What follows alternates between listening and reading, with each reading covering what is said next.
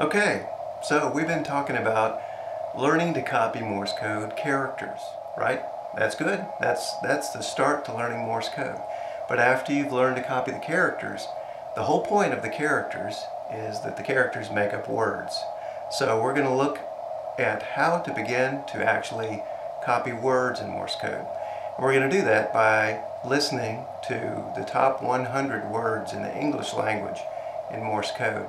You need to be able to recognize these words just as easily as you recognize the characters, because once you start to recognize words, now you're understanding Morse code as a language, and that's important.